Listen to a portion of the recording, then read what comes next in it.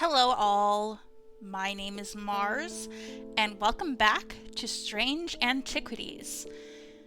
We have a rather esoteric card to start us out today. I'm guessing that the shape that the yarn is making is somehow going to contour to a street or something in Undermere, and the ball of yarn itself will be the X marks the spot, but I can't really say. Let's start looking. Now it immediately occurs to me that it is an absolute possibility that the orientation of this card may be wrong. Or not wrong, but we might have to spin it in our heads a little bit. See, this is a little bit of a weird shape for a street, isn't it?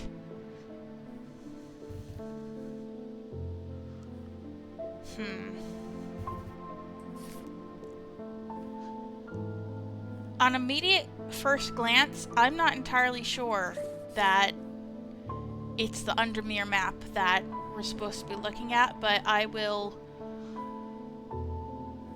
take a good look at it anyway. Ooh. You know what?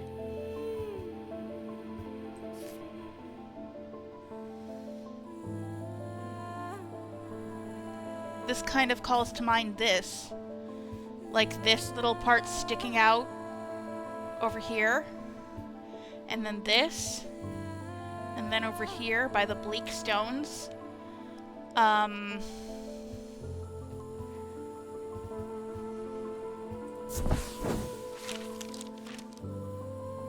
bleak stones stand in their circle in quiet defiance of time, once home to witchcraft and rituals, now abandoned, silent, and still like the surrounding lake.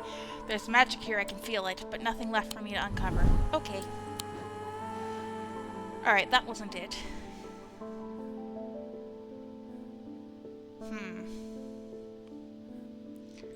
Let's just take a look at, like, all of our maps. And make a cursory glance over. And keep our eyes out for anything that might have something to do with yarn. Let's see. Is there a symbol for yarn? I would think that would be in, like, materials or mundane elements. No. Not that I'm seeing. Okay.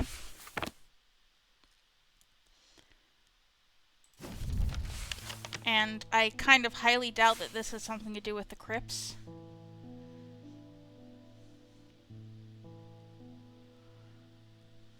But we shall see. Could be this, like, there, here? Yeah, okay. Inhaling deeply from the spirit vault to stave off the madness of the depths, I make my way carefully down crumbling passageways past decaying crypts. Placed carelessly on top of the tomb is a collection of clay pots. Some lie in pieces, but most are whole. At first the collection seems unremarkable, but one in particular stands out, and I take it back up to the surface to take a closer look. Alrighty. A new artifact.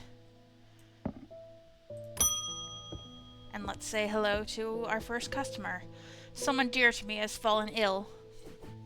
I would like a nephroquant. Do not be concerned, dear. I have used one before and know what I am doing. Nephroquant.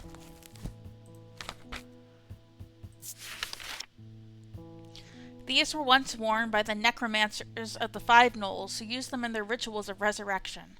Their power became bound to them, such that if they were to remove them, even after death, the nephroquant would crumble to dust. I keep wanting to say necrophant, but it's nephroquant. Today their power is much diminished, but they can be used to draw infections. However, they will cause Braxis if held against bare skin for long periods. Okay. Do we need to read about Braxis? Necrosis, no pain, but the scarring has no cure. Okay.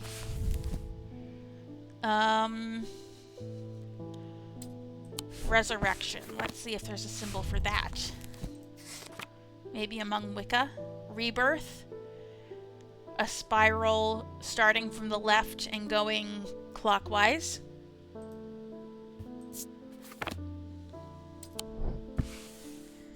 Okay. Surely we have something with a nice little spiral. These snakes? No. Not that. Ah. This ring starts from here, goes, and I would absolutely believe that this would cause necrosis. I was expecting it to smell worse than it does. Okay, let's just double check that that's the symbol I'm looking for. Rebirth? Yeah, I'm gonna say it's this. Yeah. It is attached to a hand scarred by Braxis. Oh, the item itself is the ring. Okay, and it's... Why do we have the hands then? Were we unable to remove it?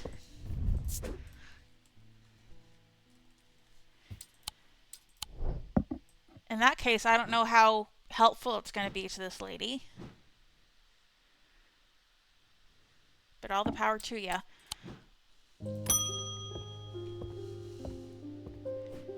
Please do pay us a visit. We have some items that we're confident will be of interest to you. Where? The Twinings, 2 Market Avenue, Undermere. Okay. Let's pay them a visit. 2 Market Avenue. And also it's on the map, 15. The man who dropped off his cart introduces himself as the owner of the Twinings. Is it Twinings or Twinings? An unusual, sprawling series of grotto-like rooms filled with handcrafted carpentry, ironmongery, and pottery. He leads me past wooden chairs and strange iron contraptions to a room unlike the others. This one is filled with small trinkets, ornaments, and jars of various sizes containing ominous-looking liquids and organic materials. I know it might not look like much, but there are some items of value among the junk here, says the man. Take your time and let me know if you find anything interesting. 2 hours later, I have indeed unearthed something very interesting that I'm keen to take back to the shop for further investigation. Oh, those are the scary stones. I recognize them. I am leaving the Twinings with my haul when a man shouts at me from across the street. As I look around, annoyed, I notice to my horror that the man's eyes are as black as coal. He rushes towards me and I stumble backwards, fumbling with the strap in my satchel as I try to grab an item to stop him. Have we identified the Wixit cord? That sounds familiar. We have not. Despite the name, these simple-looking items do not produce a Wixit field. They belong to the diurnal branch. They cause a freezing effect in the body, earning them the nickname Medusa Stones. Fortunately, this effect is not permanent.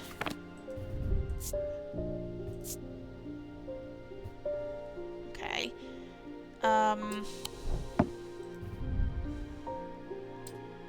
This could be it. Medusa Stone. It's a snake looking at me with its eyes.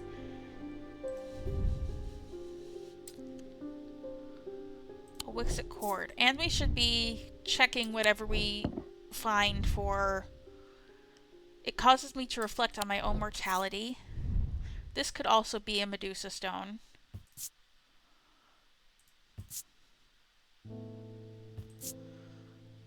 I say that because it's snakes, but it's called a Medusa Stone because it turns you to stone. Clay. Stone. It chills my blood to hold it. I'm pretty sure it's this, actually.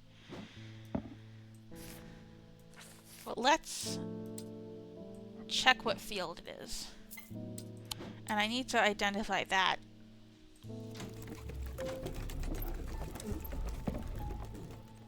Alright. It's part of the diurnal field discipline, whatever. So it's either diurnic or noctic.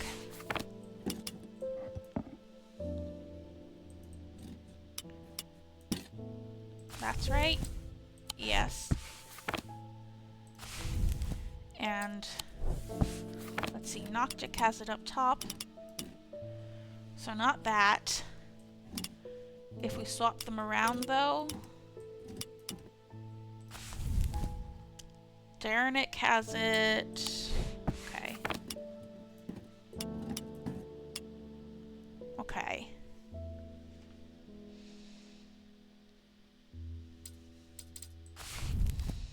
Diurnal branch.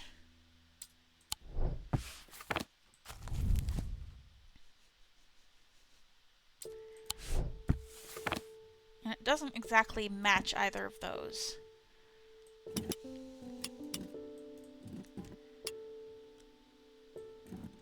That just makes that weird spiral.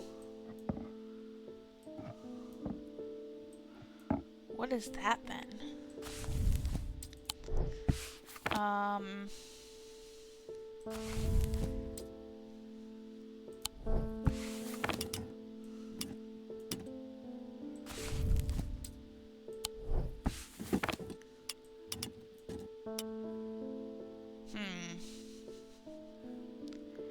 Well, that's Wixic.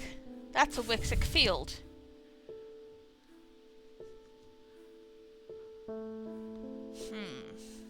So it's not this, actually. It specifically says it does not cause a Wixic field.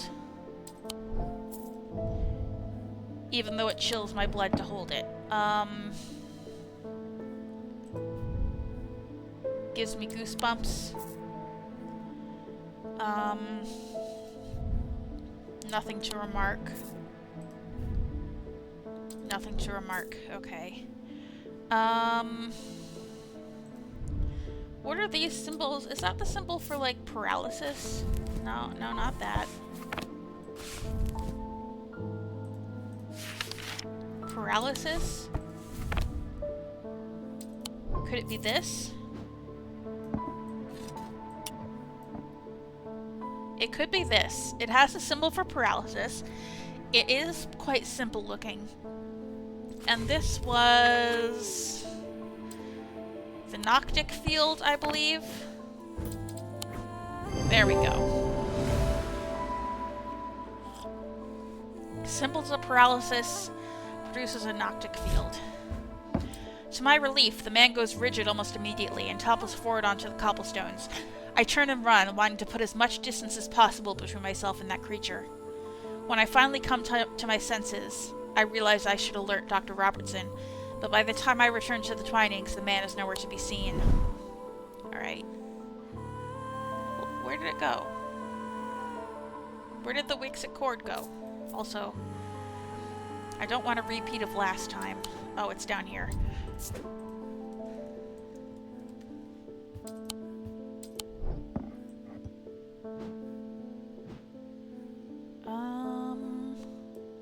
Very end there. And I should set this aside. I don't remember what this was called. Hold on. It cured a curse. Tormund's paralysis. I can reverse engineer what this thing was called. It cured Tormund's paralysis. This is the thing we gave to Barton Potter. Tormund's Bane.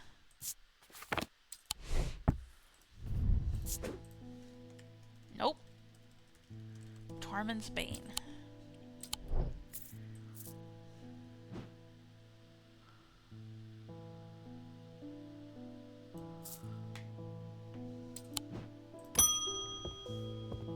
Hello, Edmund. Something bad is about to happen. The ravens know it. My grandfather once taught me how to use a Cassander to see the paths ahead, but I saw what it did to him and vowed never to touch it once again after he died. But the gnawing worry of what is coming has become too much for me. Alright, you want the thing that drove your poor grandfather mad? The eyes of a Cassander focus the power of the mind, enabling those skilled enough to see the path or paths ahead. These items do not produce a mentic field as one might expect, but rather the more mysterious selenic. Care should always be taken with any object of prophecy, and these are no different. Many have been seduced or driven mad by the paths shown to them, and have been led to ruin. Okay, so something with eyes. This has eyes.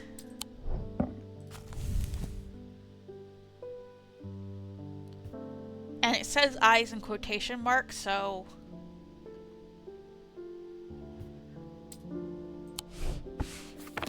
Alright, let's just... Everything with eyes. This kind of has eyes. And pictures of the 4 elements, which I don't think has anything to do with this. This thing... Ooh, I can actually hear the low hum. Can't tell if it's coming from the item or my own imagination. Okay. It could be this. I think that's the symbol for fire, paralysis,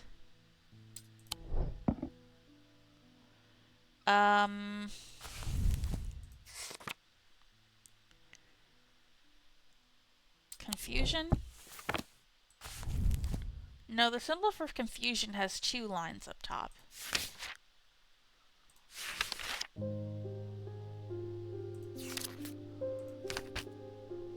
Ice.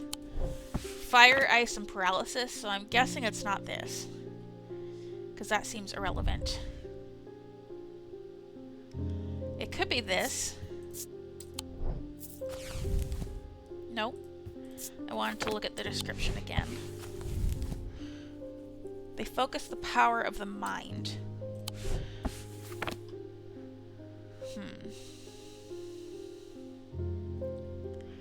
Well, we should test everything with eyes to see if they create a selenic field. And we should remind ourselves what a selenic field looks like.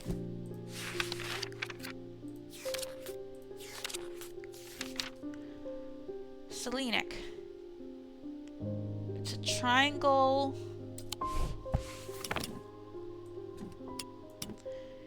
with the little circle on top and this one here. Okay, so like the DNA double helix kind of symbol. Alright. Not you.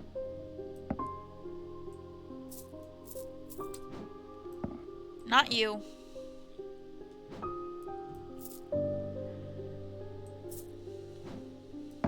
Not you. Not you.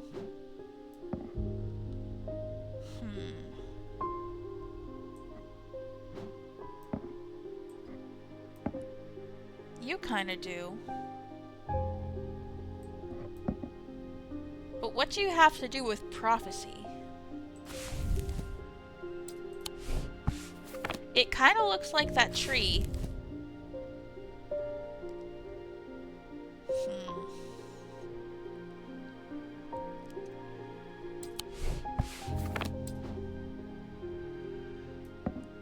I'm keeping an eye on you. There's nothing else we have. This kind of has eyes, but I highly doubt it's this. Yeah, it's not. This honestly might be the only selenic thing we have. Nope. Nope, and that gave me a lot of... Okay. Okay. Be more careful.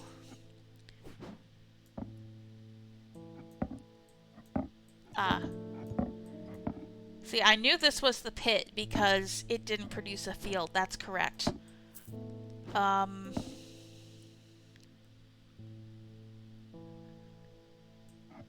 Could be that.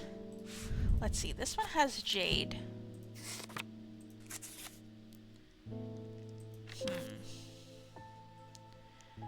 The 4th eye, a stone of sight.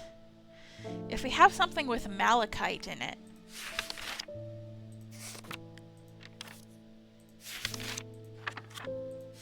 That might be it. This is not malachite, so I don't think it's this. That looks like malachite.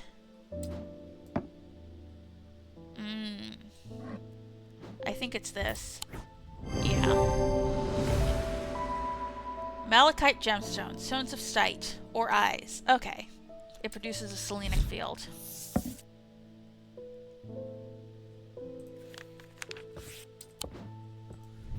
Alright, you're a Cassander. What is with me with randomly pressing M today?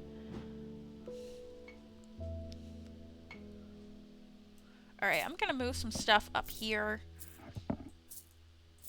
And just kind of in general spread things out, because especially over on the other side, things are getting a little cramped. So it might help if I make some room over here. If I move just one thing. No, not that. Although that does need to be sorted. Alright, I moved one thing. That didn't really help me. Okay. There always seems to be something going on in Undermere. The sooner I can get this sorted and be on my way, the better. My uncle gave me a ring, and I have had nothing but bad fortune ever since. I'm starting to think it might be cursed. Is there any way to uncurse it? Okay. Curse. Marked by a telltale blue tint to the eyes. I wouldn't say you have a telltale blue tint to the eyes.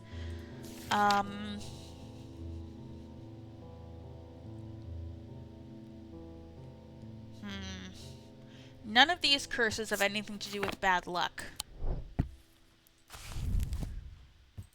But let's see.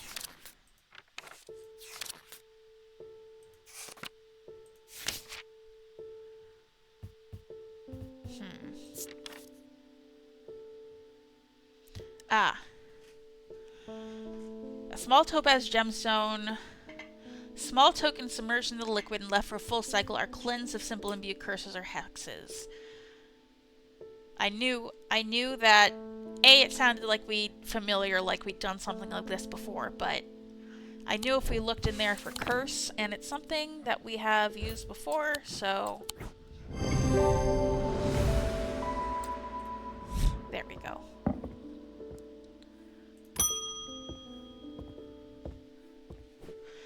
I've been researching ancient customs, particularly those relating to thaumaturgy, and I am fascinated by the use of objects in ritual ceremonies. If you are able to get your hands on a gris, I would be very interested in studying it further. A gris. For the ritual of the broken path, a gris is heated slowly over flame. To have full effect, it must be held in an ungloved hand until the ritual is complete, no matter how hot it gets. The ritual should not be performed by those who have not studied the Wixic art. It is common to suffer burns, but when done correctly, it should not be painful. Okay. Is there anything else about the broken path? The Amphibian Talon. That's the two nails that poked into the guy's cheek.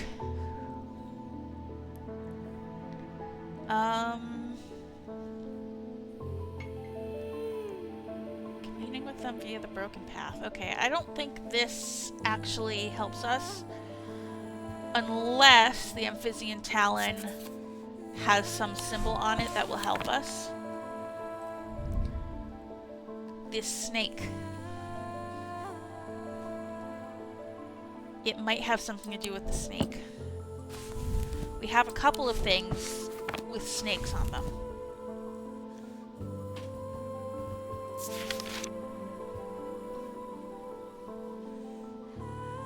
Okay. So something with snakes. With Wixic. Let's try our things with snakes first. Hold on, I actually don't remember. We've looked at so many of these today, and I already forgot what Wixic is.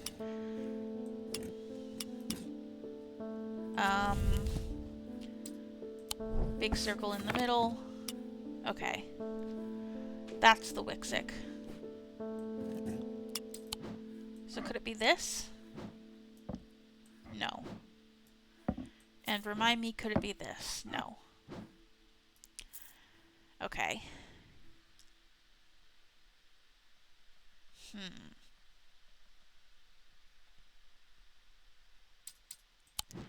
Is the Amphisian Talon even Wixic? No. And let's see, Wixic. Wixic is of the body. Do we have any gemstones that have to do with the body? Kyanite. I think we've already used our only thing of kyanite. Obsidian, a stone of fire and fury. Is this obsidian? No, it's the other. It's onyx, I think. Night and of darkness.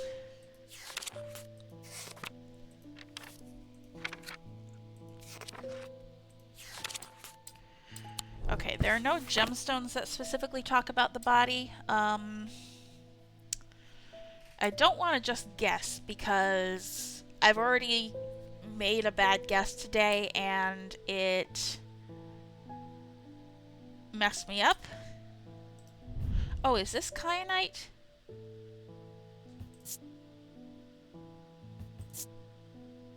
It could be kyanite.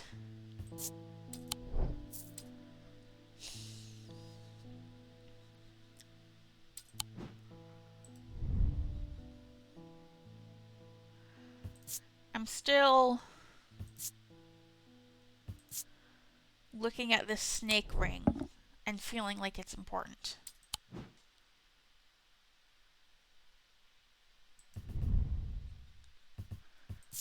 But neither of these are Wixic.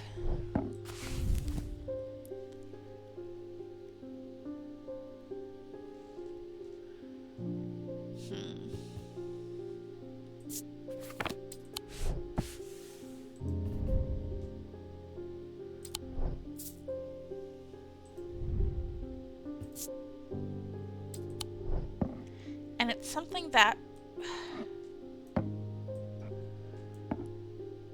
I really feel like it has to do with the snakes. Could the eyes be made of gemstones? Small green gemstones. Green jade.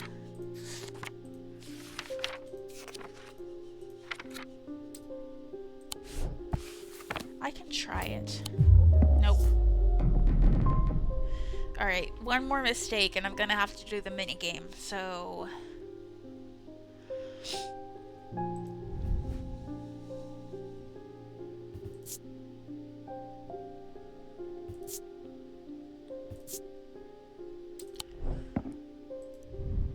That's just a plant.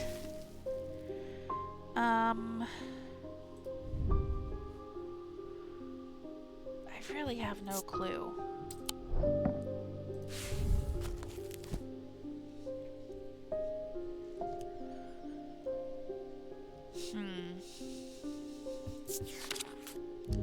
So can we look at this again? It's not showing this guy holding any other...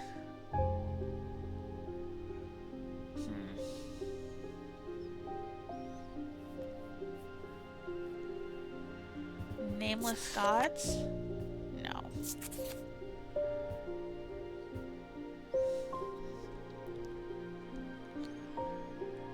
Huh. I really have no clue. We have so few... I hid the Umbra in there. Okay. You should probably be out here. Because you're very important to the story of this game.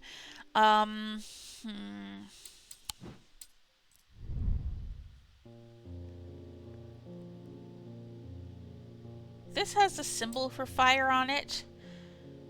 Fire, ice, and paralysis. Those symbols, the upside down triangle with the line through it, is earth. Do we have something else with a symbol for fire on it? I thought maybe we did.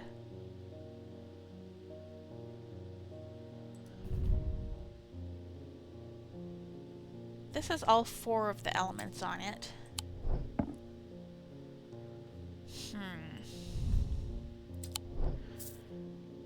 I mean, I feel like I'm gonna have to do the minigame, so let's not... It's made of bronze. It's something that would have to be very conductive, right? Because it talks about holding it over fire for a very long time. Huh.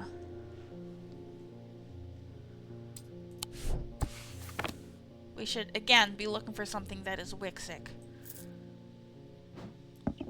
That's not Wixic.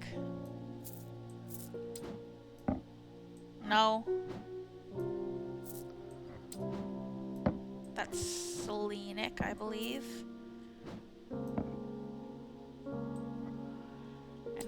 And I forget what Wixic actually makes. It could be this.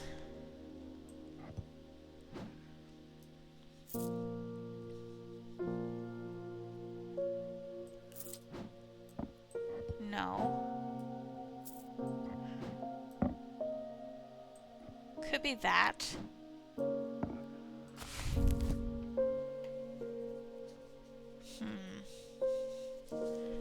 Held in an ungloved hand. This starts out very cold. So it could be this. Nope. Okay, crazy time. Alright.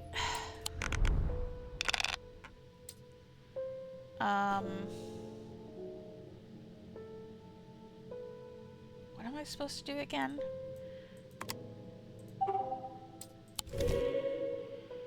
Alright.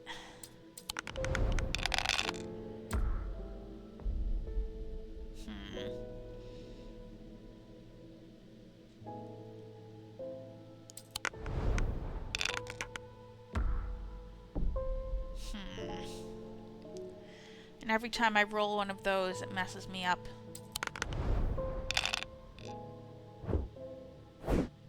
Oh, thank you, Jupiter. You're very helpful. Break the seal before it breaks your mind.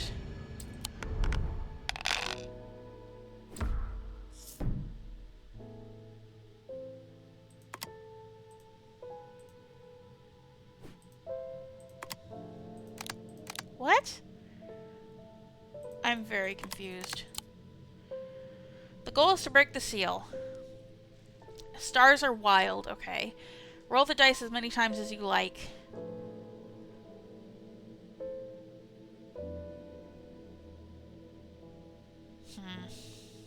Okay.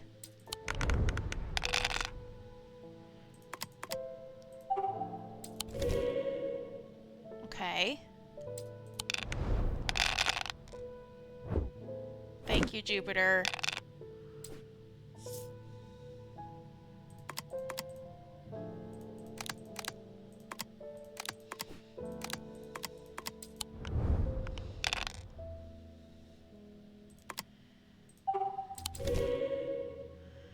Okay, now I need 2 snakes.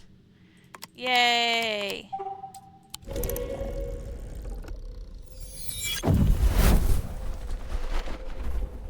It's a little bit confusing, that. But I guess more engaging than...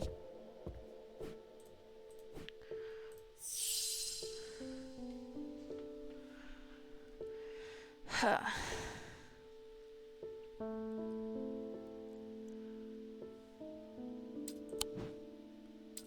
More engaging than the similar mini-games in the first game.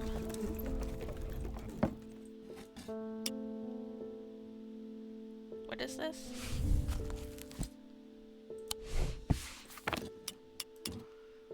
Wixic. And this is Wixic, and it has a symbol for fire on it. Okay. though it has soot on its lower half, would suggest it has been held over flame. Okay. If I had taken note of that, that would have helped a lot. Sorry, I needed a sip of tea.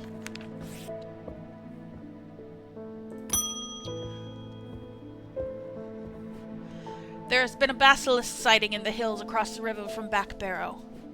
I wouldn't say I'm a brave man, but I have a duty to protect my livestock and my village. Better me than a younger man with his life ahead of him. I have come to prepare my sword. Okay, I know there's something to do with a basilisk. And we will find that. But first, I'll put this away.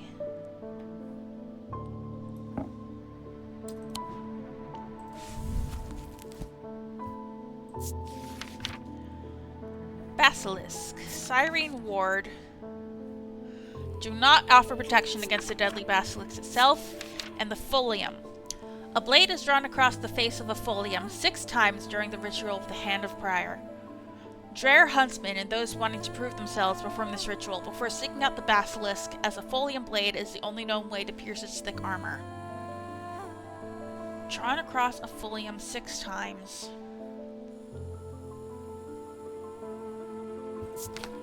Hand of Prior. Nope. Okay.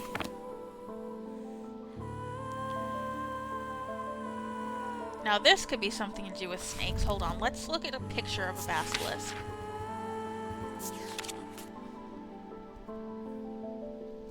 It's a snake.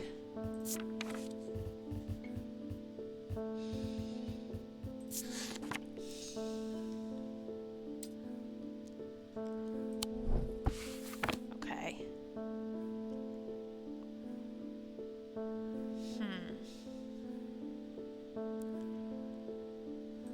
I'm running out of artifacts, man. I really am. Hold on. What was this again?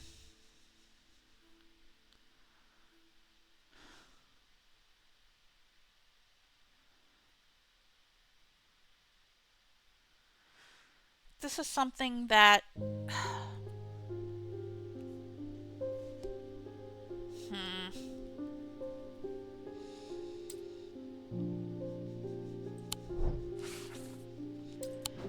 I don't know. Probably not relevant here. I thought maybe it was something that would get us an item, but...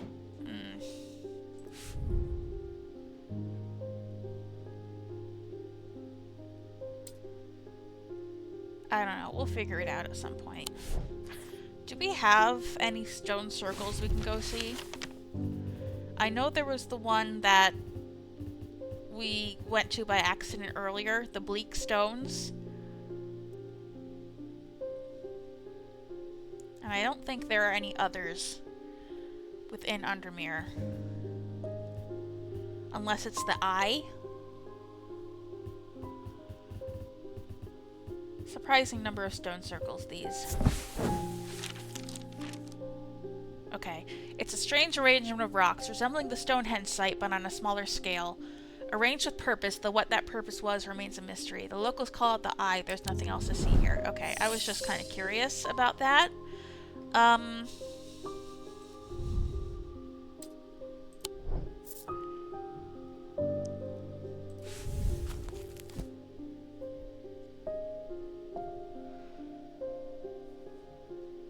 The face of the folium.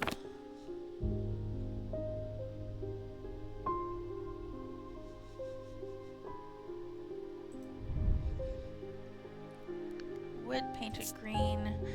It causes me to reflect on my own mortality. I hear low chanting when I hold it to my ear. Scary. Okay. Nothing to remark. Alright, so once again, I am drawn to the snakes. They both have a gemstone. And to remind myself of what each gemstone is... Stone of Earth and of Nature, or Stone of Night and Darkness. Those who fear it and some who are seduced by it.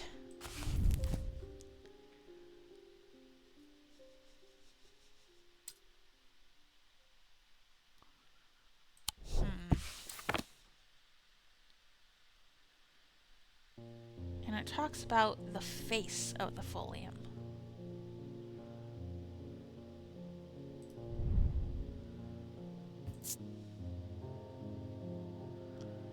It could be this.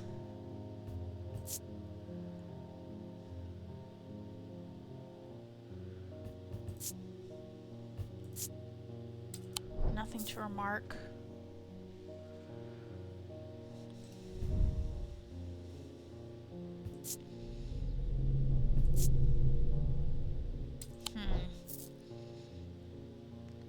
Let's try the 2 snake items.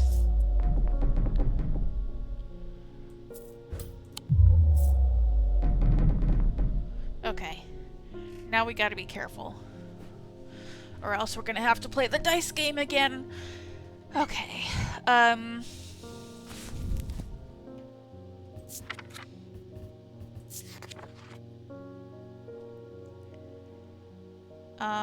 Basilisk scales are a material known to endure intense heat. That might be important. Okay. And the only thing to be able to pierce a thing made of intense heat.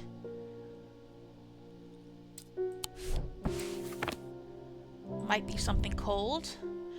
It has grooves in it. It's very cold. And it's covered in grooves. Yeah! The grooves on the item suggest that a blade has been drawn across it. And it's cold! Aren't you going to commend me for noticing the cold thing? Oh my god, so many customers today. They've escaped! At first my patience grew agitated when I used the Gaudian siren, but then I had a breakthrough. Vivian Cartwright woke up. She seemed lucid, calm even. I made a stupid mistake and loosened her restraints. I don't know what happened, whether the siren stopped working or if perhaps it had never worked and she tricked me. But almost immediately she changed back and turned violent. Before I knew it, she had managed to free the others. We tried to stop them, but they fought their way out of the hospital. I have no idea where they've gone. Okay. I'm gonna label the folium. Okay. Then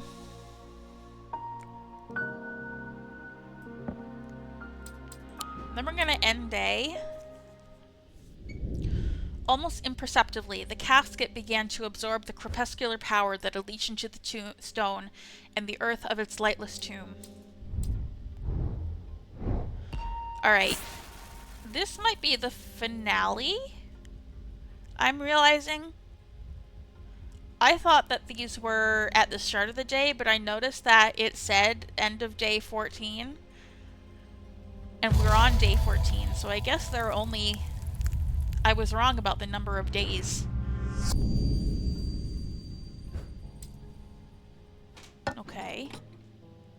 Or it's day 17. I don't know. I thought at first that maybe I was going to end it there, because that day took a little longer than usual, but I might just keep on going and have this be a long finale if that's indeed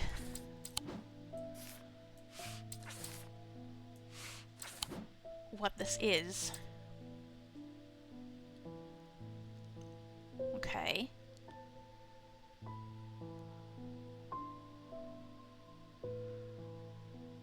So it's at a certain time.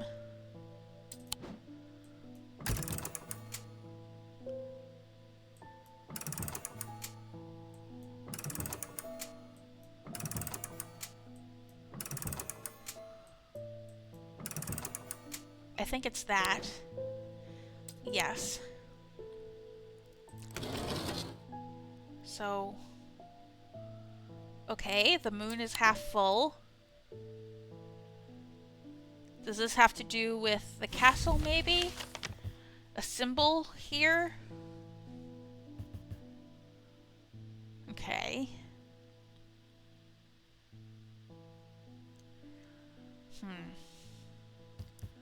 No symbols here.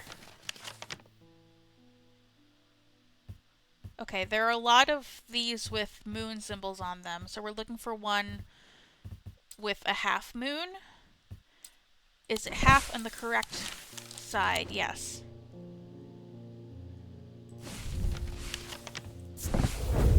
Yay. The air is stifling in the darkness, and the claustrophobia of the tunnels almost overwhelms me, but I press on. I remind myself that there are few who venture down here, which means the chance of an interesting find are higher. It doesn't take long for my search to bear fruit. A knife. Okay. The witherance was a terrible idea. I've only gone and made things worse. I wish Eli was back. He'd know what to do. Some years ago now, a friend brought an item to me, a black casket, and I learned that it was a dark article. I should have brought it to Eli right then and there, but I knew he would want to destroy it. I'm a collector of things. It seemed too important to allow it to be destroyed, but I see how naive that was now. This casket is far more dangerous than anything I've come across before. And I'm here now, they're looking for it with their black eyes. Either I need to keep them out of the museum, or bring the casket here to Strange Antiquities and hide it in one of its secret places. Dread Vivant or Lunima?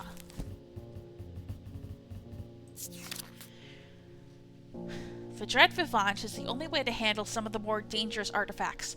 It can siphon power away from oneself for a time. The power rising off a dead Vivant is subtle but noticeably invigorating.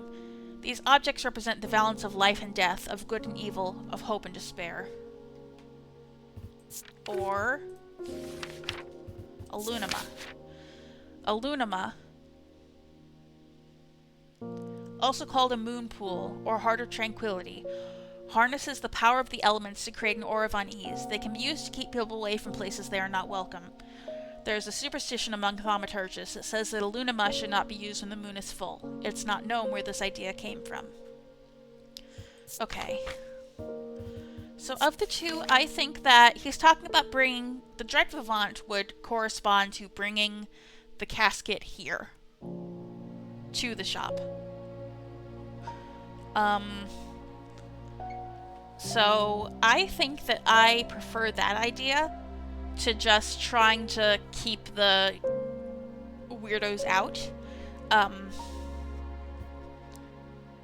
You know, I feel like I should be able to, me and Eli should be able to do something to come to quell this. The power rising up off a Dread Vivant is subtle but noticeably invigorating. These objects represent the balance of life and death, of good and evil, of hope and despair.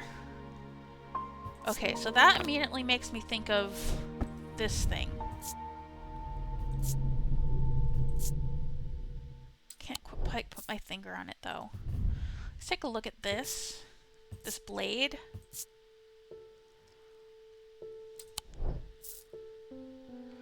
It is invigorating.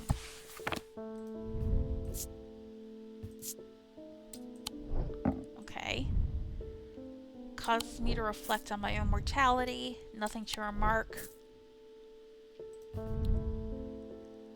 Unsettling. Disquiet. If it's any of the things we have left, I would think it's this.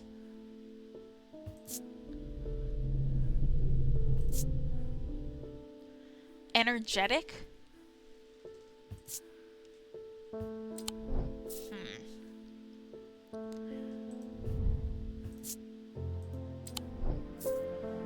Okay.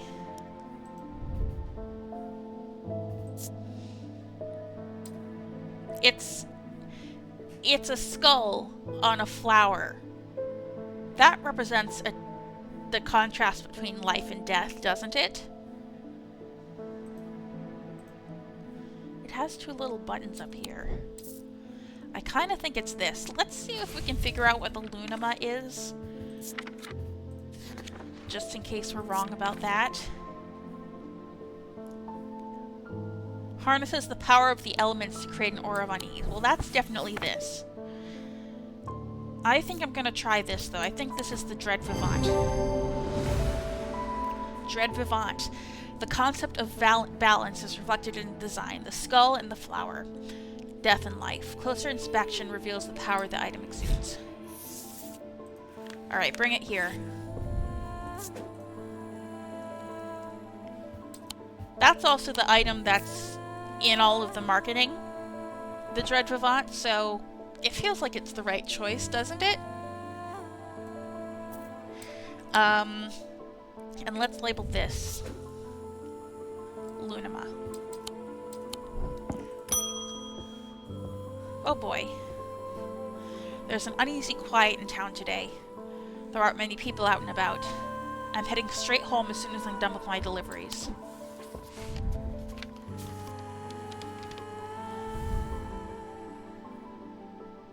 I have recently come into possession of a number of texts on the subject of arcane artifacts. You are welcome to them if they are of any use to you. If I don't hear from you, then I will donate them to the library across the street. Okay, so I need to find someone who lives across the street from the library, don't I? Library, library, library.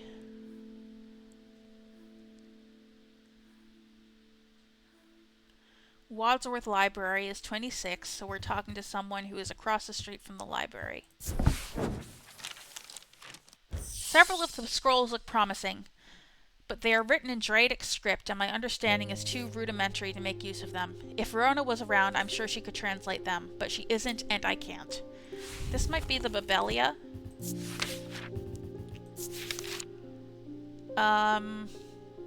Aid with the translation of foreign text. This should help. The effect of the Babelia makes my head spin, and I close my eyes tight for a moment as my mind catches up. The pages swirl and blur in front of me, letters and words floating in and out of focus. After a time, I find that I can read them, though it takes some effort, and I feel drained as I reach the end. Ooh, we got a lot of stuff. Alright. Should we take another look at this?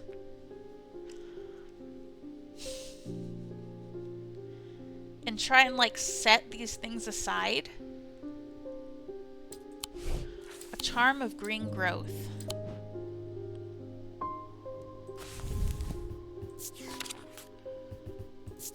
What's the Eye of Sir Nunos do? No.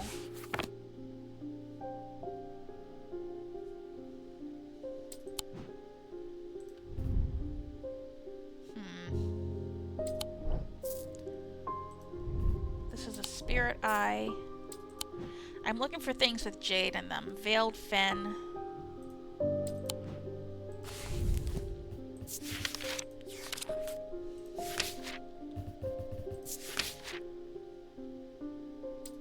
Brightly colored in the light.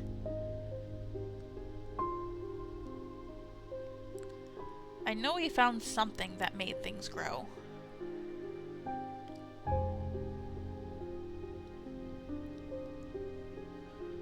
But oh boy, it's been a while. I don't think I'll be able to come up with this immediately.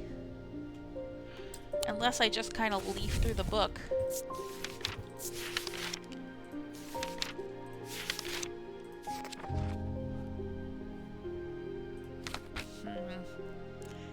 Ascus, Babelia, Binding Seed amplifies feelings of guilt.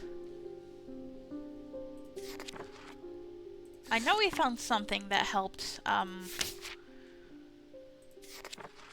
things grow. Cusic Purifier, Siren Ward, Daedalus Link helps you fly. No, no.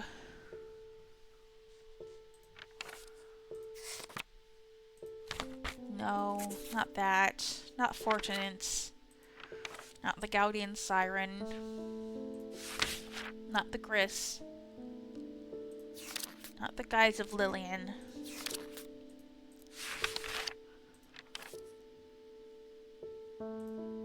No. No. Mm-mm.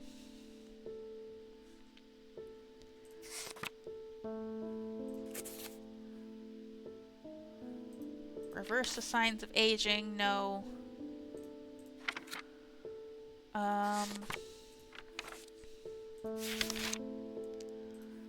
No.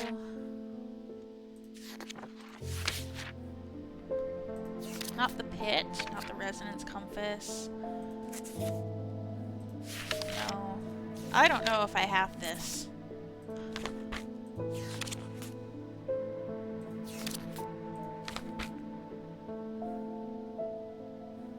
Scythian charm. Encourage stubborn plants to thrive. Alright, Scythian charm. I'm pretty sure it's that. I'm gonna put all the things that we have there aside. Scythian charm. A pendant of the yellow sun. Let's see. We're looking for something dangling. Could it be the Syrian ward? No. We already know what that is. Libula Sunbond.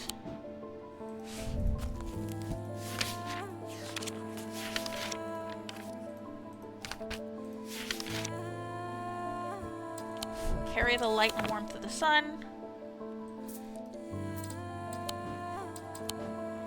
I'm just putting these aside in case we have a use for it later. An instrument of the Red Knight.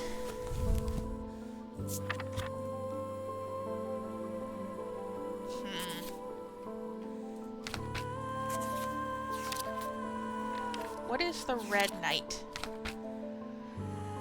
Red Knight, the Weaving Edge. A weaving edge is used to enter the Red Knight, a bloodthirsty state of mind. Tradition dictates that the handle should be made from the wood of a great oak.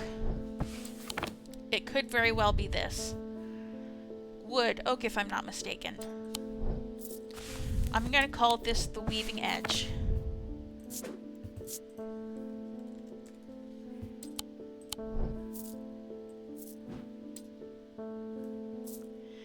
And then, finally, a totem of blue fire.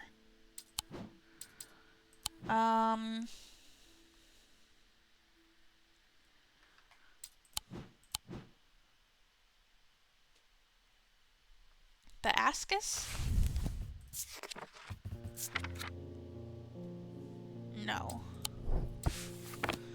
Blue fire.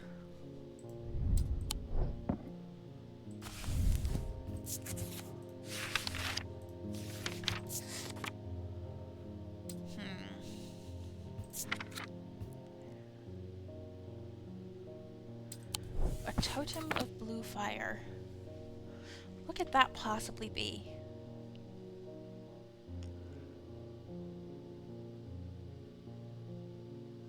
I'm not sure about this one.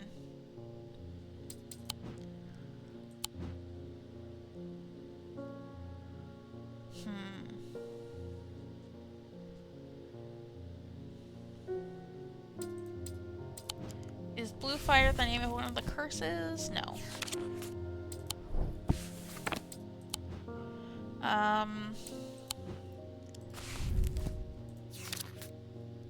What was the silent breath? I'm looking at all the things I have that are blue. No.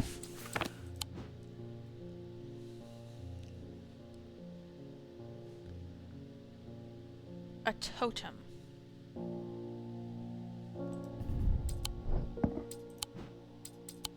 What creates blue fire? I'm trying to create a kind of association in my mind. Ah! A vestiger can be used to prevent the spread of disease and pestilence. Among other oddities, flames burn pale blue in their presence. And just to... yeah! Alright. We have come up with all the things we need in this note. What I do with them now, I'm not sure. With all that's been happening in Undermere, I picked the worst week possible to lose my Bridget charm. I hope that you have one that I can replace it with. Bridget charm. A powerful item that offers hope in times of worry, protection in times of darkness, and wisdom in times of uncertainty. It wields the power of the maiden, the mother, and the crone, the wicked triple goddess. Alright, I know there's a symbol for the triple goddess. Don't remember what it looks like exactly. The triple goddess. Alright, I'm pretty sure it's this then.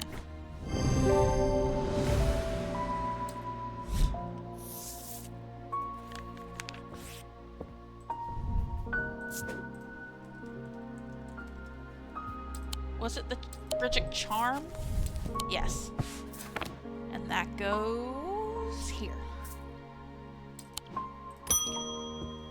Eli! A lot has happened in your absence.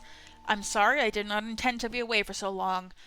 I trust the shop has not been too much trouble to look after in my absence. I have learned a lot from my time in Oxford. There is a powerful dark article here in Undermere called the Nalean Casket. And now you're telling me that my foolish half-wit of a brother has had it in his museum this whole time. I know how to destroy it, but it's not going to be easy.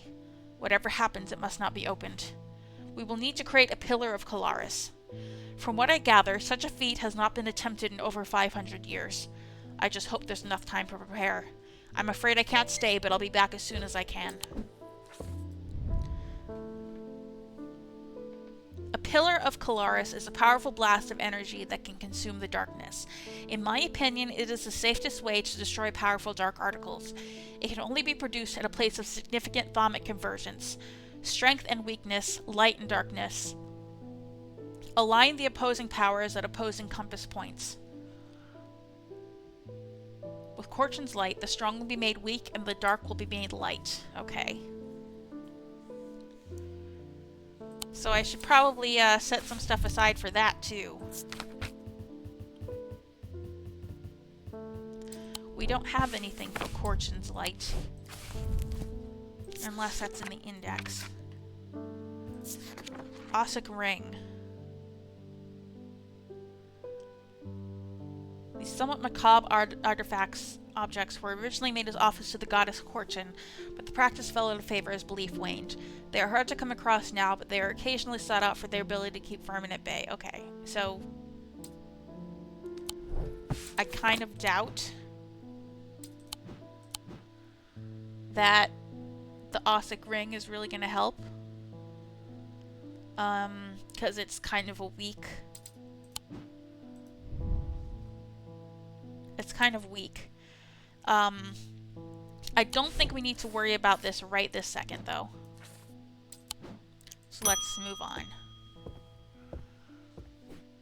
I have had my energy drained by some disturbing evil power.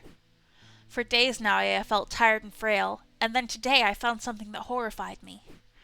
Beneath my bed, I discovered a carved wooden effigy with a strange symbol painted upon it. I don't know who has done this to me, but all I want now is to lift this feeling of weakness. Okay, so you probably want a Fortunance.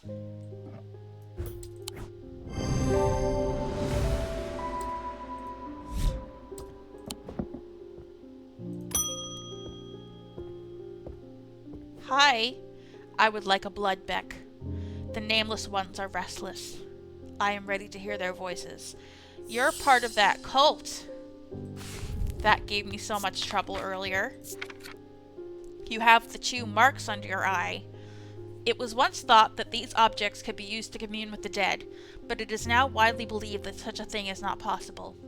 It is not known where the strange voices that emanate from a bloodbeck originate, but there are some who believe they are the voices of the nameless gods. Okay. We had something earlier that created noises. Nothing to remark. Low chanting when I hold it to my ear. Commune with the dead. Okay, I think it's this.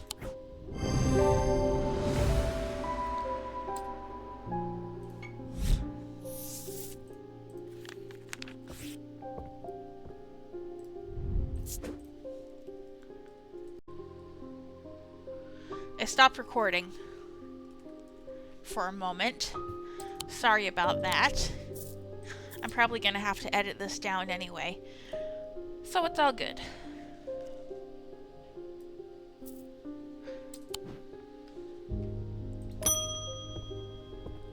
Hi, Thaddeus. I went to move the casket, but it's gone. What do we do? I heard Eli is back in town, but he hasn't come to see me, and if he's not here, then I don't know where to find him. Oh God, what do we do?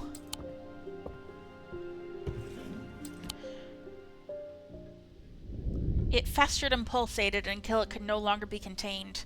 Some part of it reached out from the darkness, creating eyes so that it might find itself, and hands so that it might open itself. The casket wanted to be opened. Alright, this might be the last day.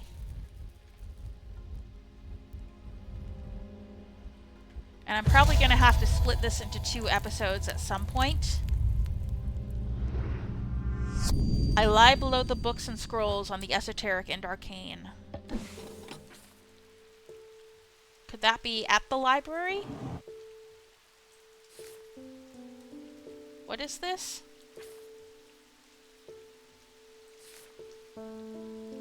When did we get this? A candle that gives off no light, an anchor that has never touched the ocean, a finger but not of flesh?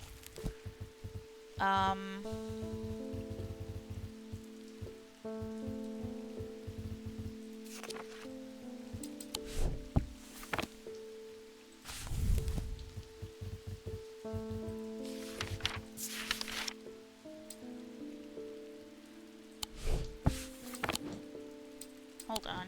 When did I get that? I do not remember getting that note. So, Carrick's candle. Shadow. Something with anchor. Didn't we have? Shadow anchor. Witch's finger. We have that.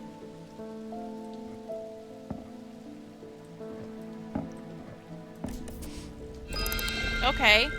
I don't remember getting that note. But, okay, we're gonna get more artifacts out of this. It's all good.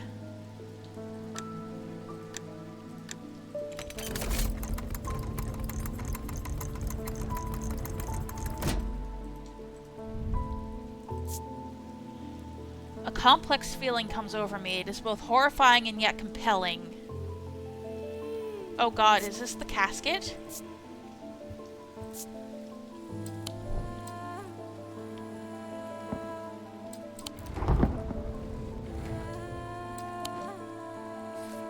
Yikes, okay. Alright, I got distracted for a moment. We are looking for something that lies below the books and scrolls on the esoteric and arcane. That could be the library. The Wordsworth Library.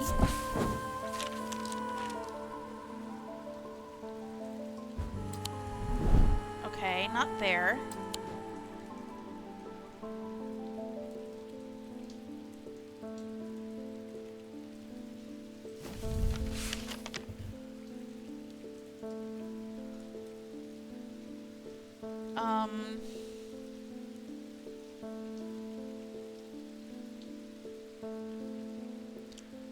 The spoken word.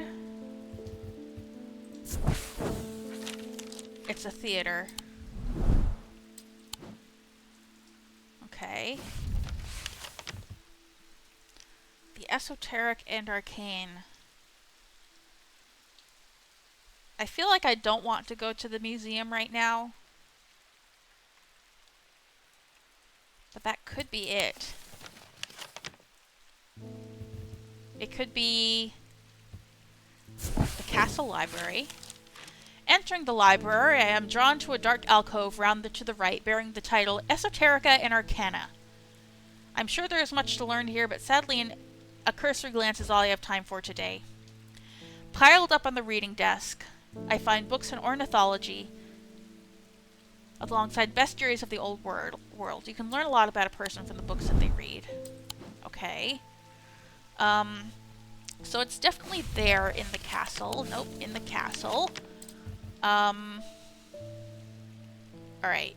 Underneath. So probably... Okay. Hold on.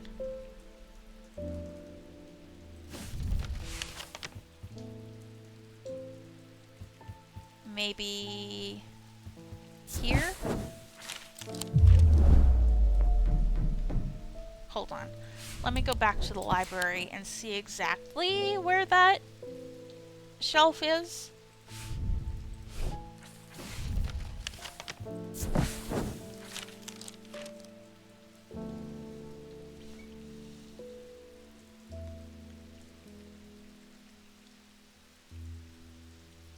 Entering the library to the right. Okay.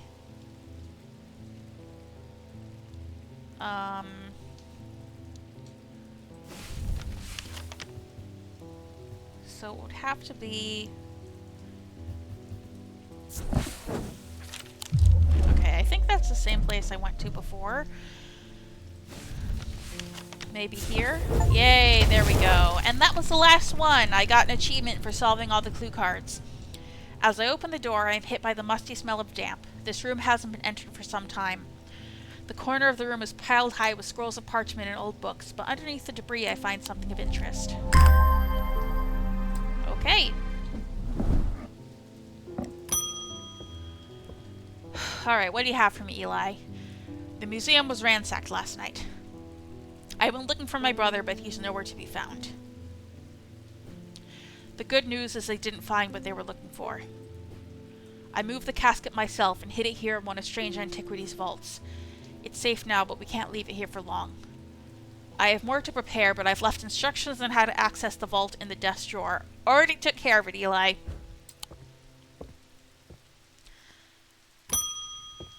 It's right there. The lake has turned black. As omens go, I'd say that's probably a quite bad one. But the mail won't deliver itself.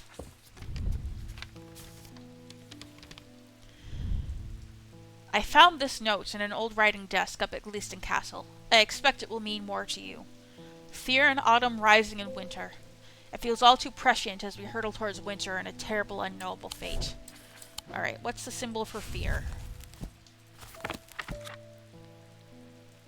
These triangles.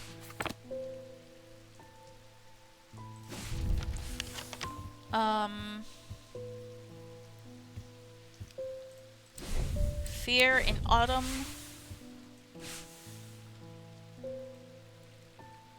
Rising in winter.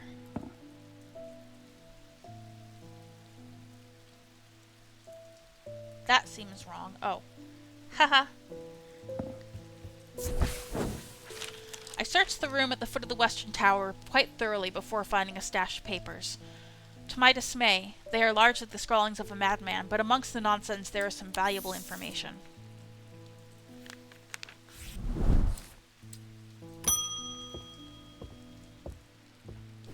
I have discovered the missing piece of the puzzle. There is an ancient shrine to the nameless gods at the skull of Blencathra. It seems humanity tried worshipping them once, long ago, before they learned how little they care for us. We must take the casket there. Whatever happens, we must not allow it to be opened. Alright.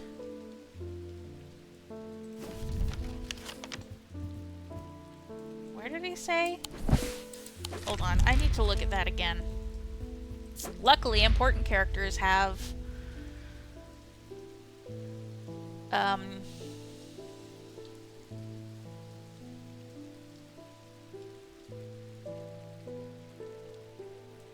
Okay, the skull of Blencathra.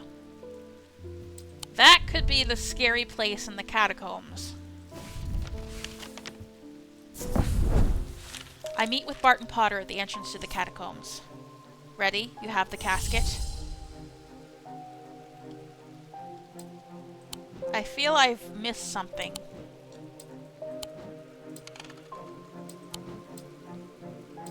Hold on.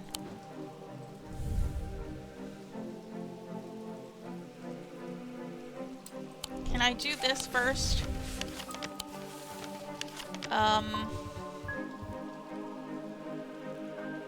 Are there any other stone circles I can go to?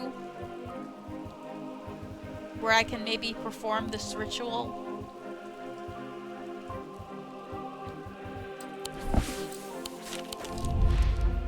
Hold on. I have unfinished business.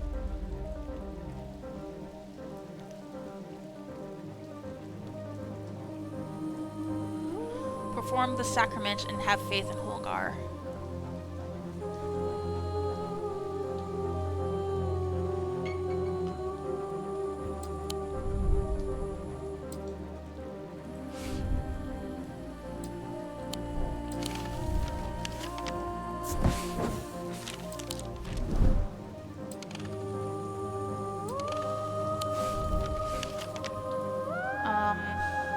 I can't really go to the lake.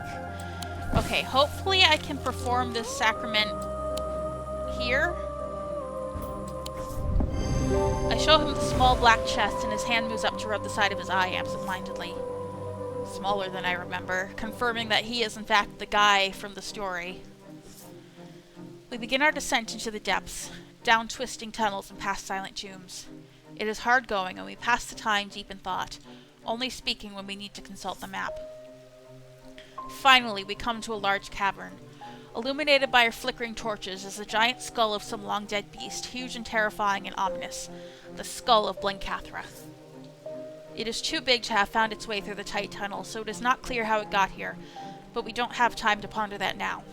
It soon becomes apparent that our journey has only just begun. The skull marks the entrance to a new system of tunnels, ones that are not marked on our map. We trudge onwards, deeper into the earth, trying not to think about the pressing weight of rock above our heads. Stop! He says it so abruptly that I nearly drop the torch in panic.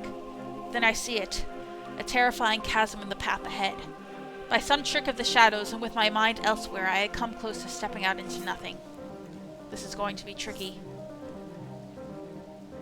At first, I don't see how we can get past this obstacle. The gap is too big, and attempting to traverse it would be too dangerous. Then I remembered the items I have with me. Surely there is something I can make use of.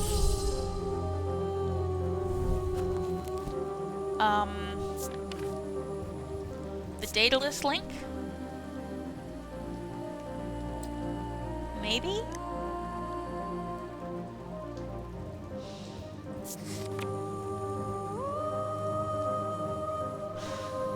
It says it wouldn't be wise to take risks with it.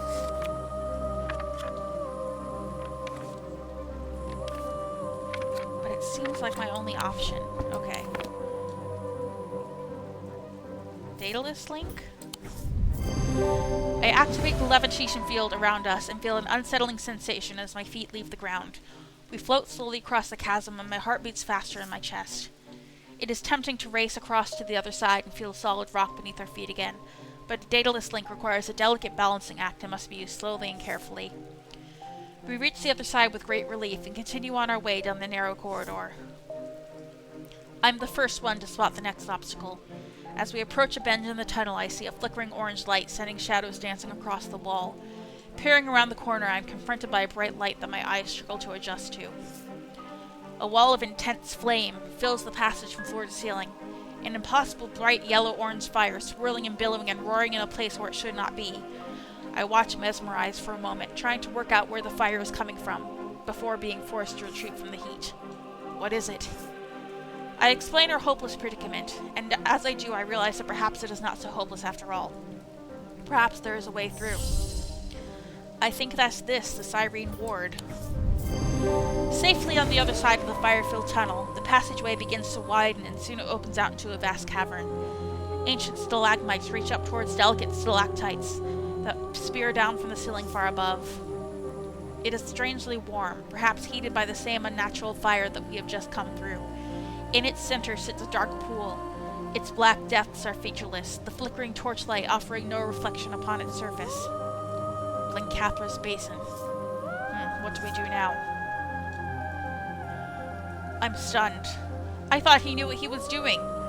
We begin to explore our surroundings, both of us instinctively staying away from the edge of the imposing dark pool. We scour every corner of the cavern, looking for some clue as for how to proceed, but after a lengthy search we find nothing. My companion is growing impatient. I guess we just throw it in?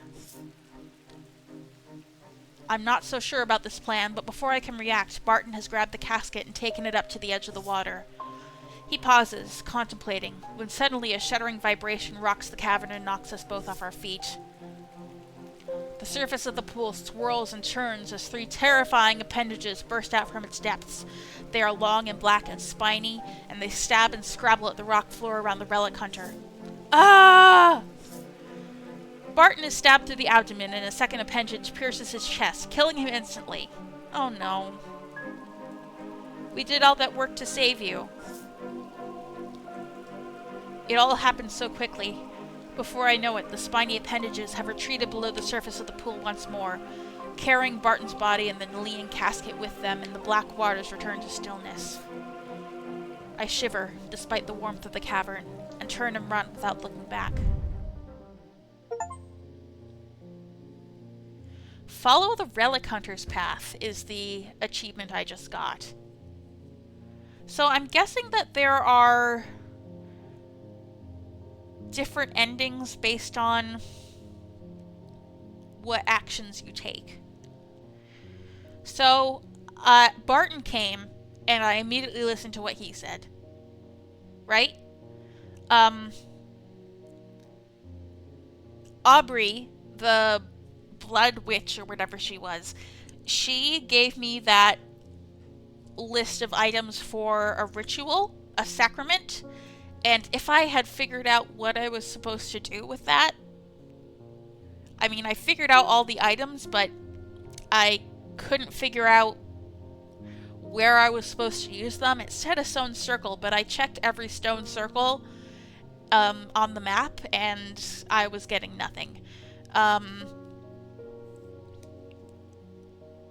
whatever. And if we had done Eli's thing, we probably could have changed things that way. Those seemed harder. Those definitely seemed like the harder ones to do, and I probably chose the easy way out, although I did go out of my way to save Barton's life early on, so I could have blocked myself off from that if I had given the Corvin's might to Dr. Robertson's sister. But yeah, though that's a different system by which endings are decided than in the first game. It's interesting. There's more of a feeling of choice to it. It has been several weeks now, and I still wake sweating and screaming in the night. I cannot sleep without the Moonstone Guardian at my bed, and even then the turbulent, disturbed sleep. It is a turbulent, disturbed sleep. Every night I relive the terror of those moments in the catacombs. Every night I try to rewrite what happened and save Barton. Every night I fail and watch him die again. I am grateful that at least his sacrifice was not in vain. Those who were under the Casket spell, including my friend Verona, have been released. They remember nothing from their ordeal, but there seems to be no lingering ill effects, and Dr. Robertson says they have all made a full recovery. And yet, still something feels unresolved. I cannot shake the feeling that whatever took the casket was not the recipient we intended. I push these thoughts from my mind, but at night my resolve is weaker and the fear takes hold. I can only hope that time will help, but something tells me that these wounds will never fully heal. Ending 2, Disturbed Sleep. Eli White is alive, and angry that I didn't do as he asked, given how events turned out. Verona Green is alive. She was saved from the casket's power. Rebecca Rose is alive. She was able to paint again and is enjoying the quiet life. Barton Potter, deceased. Killed by some eldritch entity while trying to give the casket to the nameless gods. Edmund Bishop, alive. He stayed at Gleeston Castle and weathered the storm. Francesca Robertson, alive. Delighted that her patient seemed to have recovered. Bonnie Robertson, insane. Her thoughts are scattered after being sliced with a diverging hook. Well, I saved my cat. All's right in the world.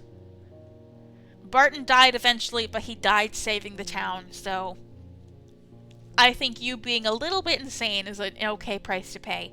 And Audrey Bell is deceased. Murdered by her own bloodthirsty followers when the casket was not opened. Okay, so Audrey wanted me to open the casket, so it's probably good that I didn't follow her path, but I was like 75% of the way to solving her puzzle. So I still feel like maybe I should have done that. Eli's mad at me. That's not fun. Jack Hungerford is alive. He made a full recovery. Thaddeus White is alive. and ashamed of the part he played. Simone Green is alive and ready for a new challenge, and Jupiter is rescued, fully recovered from his catnapping ordeal. Good, good, good. I'm okay with this. I mean, it wasn't the most difficult. I'm a little disappointed because some of the other endings, particularly Eli's and Audrey's, seem like they would have been a little more mentally not taxing, but they would have tested me a little bit more. But I couldn't figure them out, and I kind of just... Barton came by and was like, hey, you wanna come on an adventure with me? And I was like, sure, dude, without really thinking about it. But overall, I'm pretty okay with this as an ending, story-wise.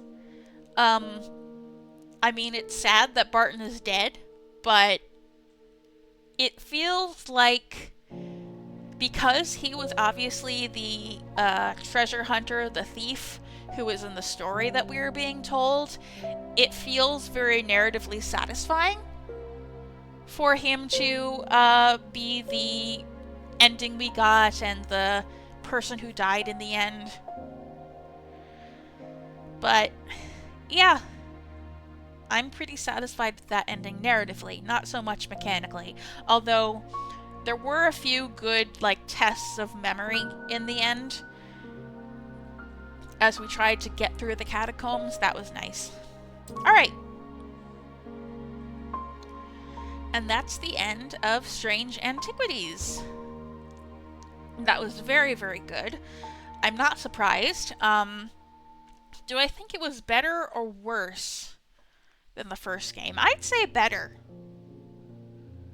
I think there were a lot more quality of life adjustments to the hint system. The fact that, you know, you could... the fact that there was an index in the book and not just a straight list of what you're looking for, of the items. And the fact that when you get something right, it tells you, it kind of affirms for you, yes, these are the things you should have looked for. And I just think the puzzles were a little more engaging, I think, as a result of mixing together the symbols and the gemstones and the curse booklet and the fact that there's, again, an index for you to cross-reference things, cross-reference different entries even. Like, even though you're looking for one object, something written in the entry for another object might help you out. And I think that's really, really neat. I think it's still not a very demanding game because I've seen people complain that there's no consequence for failure, and there is a consequence for failure. It's time wasted, but I don't know. The dice game was more fun than those little puzzles that they had in the first game. Still very unobtrusive, very quick, and just allows you to get back to it pretty fast. So I don't know. It's atmospheric, the fact that you're growing insane and have to fix your mind if you mess up too many times, but I don't know. It's cozy. I don't really have a problem with the fact that there's no consequence for failure. There are narrative decisions, and if you choose the wrong, if you make the wrong choices, then you can feel like you failed. I feel like that's more impactful than, oh, you gave someone the wrong thing, now the game is over and you get the bad ending. I think that's more interesting, so I don't really have a problem with it. I just still think that having to do the little minigame is tedious, even if the minigame is better. But anyway, we're into the epilogue now. Alright, I'm bringing you back to the main menu because the epilogue ended up just being like an endless mode to help us identify all of the artifacts that we didn't actually get a chance to identify during the game. And that's fun and all. It'll help me get an achievement, but I'm not really that interested in showing that in a video, so we're going to end it here. I think I got all my thoughts about this game out during the credits. I really liked it. Definitely, as much as I loved the first game, this is even more of an improvement. So, yeah. And I think I know what I'm going to play next. Something else kind of cozy, kind of puzzly. Maybe a little out there for the channel, but I don't know. It's something that very much appeals to me. So stay tuned for that. Until then, I have been Mars. This has been Strange Antiquities, and I will be back with a new game. Bye!